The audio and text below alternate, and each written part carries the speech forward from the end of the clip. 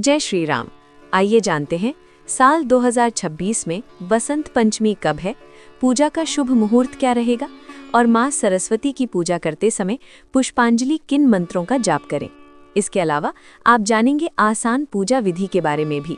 इस बार माघ महीने की शुक्ल पक्ष की पंचमी तिथि 23 जनवरी दिन शुक्रवार सुबह के 2:29 से शुरू हो रही है और पंचमी तिथि शुक्रवार को पूरा दिन रहेगी और 24 जनवरी शनिवार को 1:46 AM पर देखा जाए तो शुक्रवार की ही रात 12 बजे के बाद का ये समय होगा, तब समाप्त हो रही है। ऐसे में उदय तिथि के अनुसार इस बार 23 जनवरी दिन शुक्रवार को ही केवल एक ही दिन वसंत पंचमी का त्योहार मनाया जाएगा। इसी दिन पूजा होगी और व्रत भी इसी दिन रहेगा। वसंत पंचमी के दिन पूजा का शुभ मुहूर्त सुबह 7:13 से दोपहर 12:33 तक रहेगा। 23 जनवरी शुक्रवार को ब्रह्म मुहूर्त सुबह 5:37 से 6:25 तक रहेगा।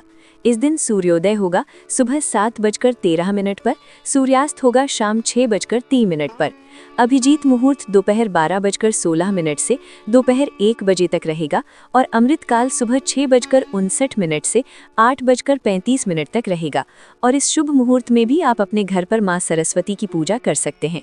राहु काल इस दिन सुबह 10:30 बजे से दोपहर 12 बजे तक रहेगा।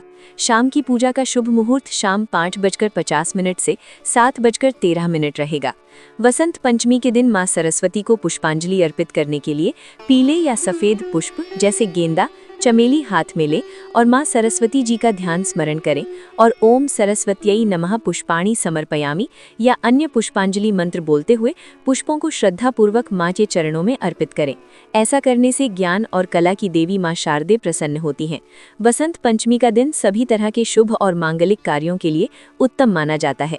इसी कारण इसे अभूज मुहूर्त कहते हैं, जिसमें बिना पंचांग देखे नए कार्य कभी भी किसी भी समय शुरू किए जा सकते हैं। और इस दिन खास तौर पर विवाह, विद्या आरंभ संस्कार, उपनयन संस्कार या गृह प्रवेश जैसे शुभ कार्य करना अत्यंत फलदायी होता है। इस दिन से ऋतु परिवर्तन प्रारंभ हो जाता है और वसंत पंचमी के दिन प्रातःकाल उठकर सबसे पहले धरती माता को प्रणाम करके फिर स्नान करके पीले रंग के वस्त्र धारण करें, क्योंकि पीला रंग समृद्धि, ज्ञान और ऊर्जा का प्रतीक माना जाता है। फिर माँ सरस्वती की प्रतिमा या चित्र को गंगा जल से शुद्ध करके किसी चौकी पर पीला वस्त्र बिछाकर स्थापित करें।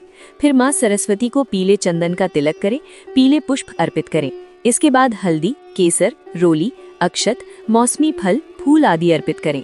विद्यार्थी अपनी किताबें, कॉपी, पेन माँ शारदे के चरणों में रखकर 108 बार ओम ऐंग ऐंग महासरस्वत्यै नमः मंत्र का जाप करें। मान्यता है इससे बुद्धि का विकास होता है और शिक्षा में सफलता मिलती है।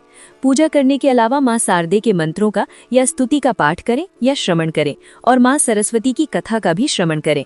फिर माँ को बूंदी के लड्डू, दही या हलवे का भोग लगाएं।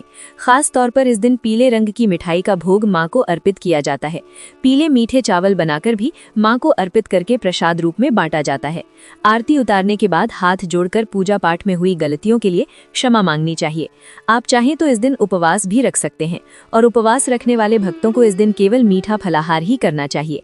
उपवास सुबह से लेकर शाम तक किया जाता है। ये थी आज की वीडियो। उम्मीद है आपको पसंद आई होगी।